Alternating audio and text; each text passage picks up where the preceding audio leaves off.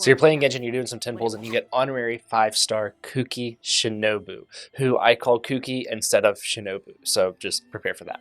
And in this video, we're going to look at the basics of Kuki and how her kit works. Now, at the end of this video, I am going to show my Kuki, my full build, and just so you know before we get into it, my Kuki's built for a very specific role and a very specific niche team, this Chiori Alhaitham team. So while I don't recommend people build her the way I did, we're still going to use this build, and I'm going to explain it in her next video why I have her built this way. Now, Kuki is one of the very first characters that I ever got, so I have been using her for a very, very long time. When I first started making content, I talked about, like, you know, Kuki's got green hair, I've got green hair, and I even brought that kind of back to the videos. So Kuki has always been one of my favorites. I ran her level 40 until I got to Inazuma. Now for the rest of this video, I'm going to be wearing this costume because why not?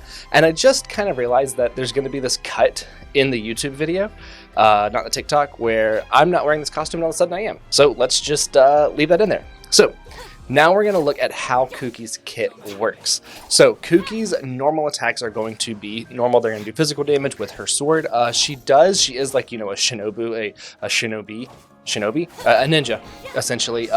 So in her normal attack, she's going to kind of throw some like kunai and stuff like that. So it's just a really cool animation. Then of course her charge attack is going to be the flurry, right? Now the best part of her kit is going to be her skill. Whenever you use her skill, it is going to damage Kuki herself by up to, I think, 20% of her max HP. Whenever you do this, it is then going to heal your on-field character. If that is Kuki, then that is Kuki. If we swap to like Alhaitham, then it's going to heal Alhaitham. If we swap to Chiori, it's going to heal Chiori. It is going to pulse out every 1.5 seconds, dealing electro damage. Now the healing is based on your max HP. However, she does have a talent that makes it to where it's also based on her EM. So if you're building her full EM for like a Hyperbloom trigger, then you're still going to be able to heal a fair good amount instead of just relying on her HP. Now, speaking of Hyperbloom, this pulse does trigger Hyperblooms, making Kuki one of the best Hyperbloom triggers in the game. Sometimes in certain teams, the best Hyperbloom trigger, like in this team, Raiden would not be good for this team. Kuki is the Hyperbloom trigger, the preferred Hyperbloom trigger for this team. So in this team, she is the best Hyperbloom trigger, and other teams, Raiden might be a better Hyperbloom trigger. Now, something else is that Kuki's skill lasts for 12 seconds, even though its cooldown is 15.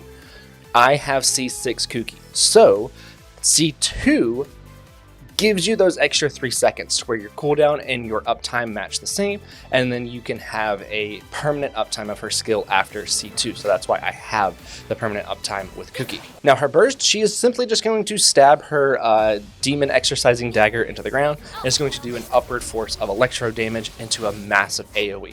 That's really all it does. The damage does scale based on your HP. This one doesn't work with the EM converting over, so your burst is going to do more damage the more HP you have. And that's how her kit works. So now we're going to go look at different artifacts depending on what you want her role to be in your team. Mine does have 4-piece deep-woods. We're going to talk about why she has 4-piece deep-woods in the next video, not in this one.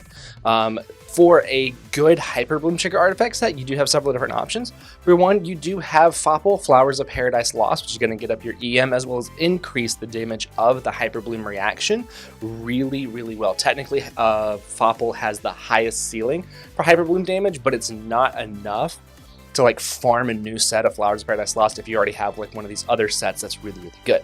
Next, we're going to have Gilded Dreams. Gilded Dreams is going to increase your elemental mastery. Again, with the 2-piece, the 4-piece is going to increase it even further depending on the characters in your team. In this particular team, since none of the elements match Kuki, since none of the other characters are Electro, she would get an extra 150 EM, which is really, really good. And then, of course, you do have something like 2-piece Flowers of Paradise Lost, 2-piece Gilded, 2-piece Wanderer's Troupe, anything to get her elemental mastery up. In these artifacts, you're going to want to run EM across the board to just get as much elemental mastery on Kuki as you can for a Hyperbloom trigger. If you're wanting to run a healer support Kuki, then you could do 4-piece Tenacity. The 2-piece is going to get up her HP, meaning she's going to heal a bit more, and the 4-piece is going to increase the attack of your entire party Whenever the skill hits, it only lasts for 3 seconds, but because her skill hits every 1.5 seconds, it'll have a permanent uptime of this buff. It's also going to heal more because of that HP. For the main stats on this, you can run like an HP Sands, you could run like an Electro Goblet and a crit rate or crit damage circlet if you wanted to. If you wanted to kind of build like a hybrid, if you just wanted to heal as much as possible, then it's going to be good to do just HP across the board. Now for weapons, you do have 4-star craftable weapon Iron Sting. It's one of her best weapons, especially for Hyperbloom. It's going to get up her EM. The passive, it's just going to allow her to do a little bit more damage, right? It's not going to increase the damage of Hyperbloom, but it's still going to increase her overall damage. I should probably stand out like this, right?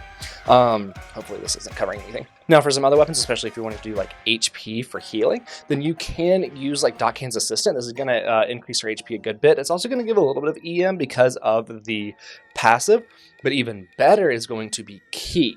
Now, Ki is really, really good. It's going to increase her HP a ton, but then it's going to give your whole team Elemental Mastery depending on her max HP. So this can be a really, really good option for support Kuki in like an aggravate team where you need a healer, right? I like running healers. I don't necessarily like running shielders.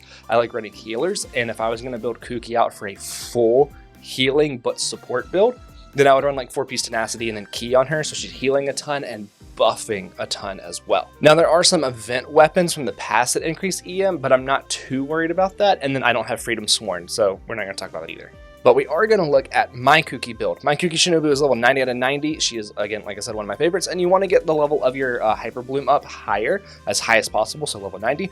With 25,000 HP, 1100 attack, and then 783 EM. Like you saw, she is running a level 90 R5 Iron Sting and 4-piece Deep Woods. We'll talk about why Deep Woods in the next video versus one of the artifacts I talked about today.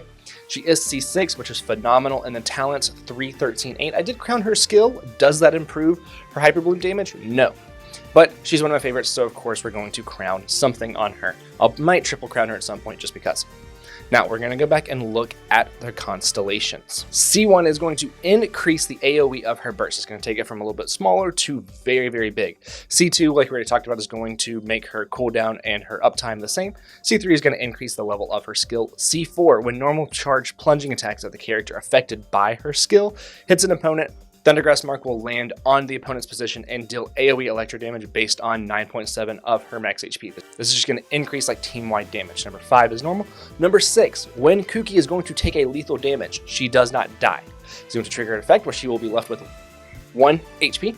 It's also going to give her an extra 150 EM, which is phenomenal. It takes Kuki from dealing like 26,000 Hyperbloom damage to like 29,000 Hyperbloom damage. So this is really, really good. It can only trigger once every 60 seconds, so you gotta watch that and know when it's triggered. Now, in the next video, we are gonna talk more about this Chiori Alhaitham Kuki Farina team. This is one of my favorite teams. I freaking love this team. I have made videos on it before, so if I remember, go check it out here. I'm gonna put a thumbnail up. I hope I remember. If not, just scroll back, right? There's a thumbnail of Chiori and Alhaitham, and it works because of Chiori's signature weapon being on Alhaitham. But we are going to kind of touch on it again in the next video. We're also going to talk about different teams that we can use Kuki on. I am going to give Kuki my Layla build to give her a ton of HP and kind of see what she could do with Alhaitham in a pure aggravate team. See if that could be interesting, just to kind of buff him even further, right? So we're going to play around with a lot of different teams that we could use Kuki in the next video.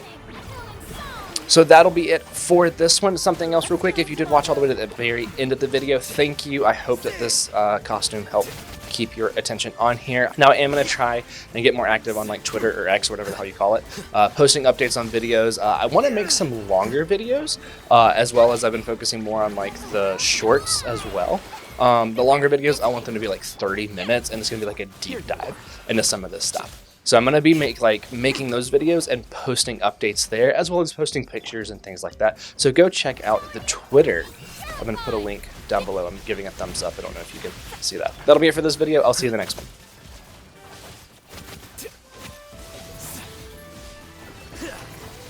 God. Kuki has green hair. I have green hair. It's the end of the video.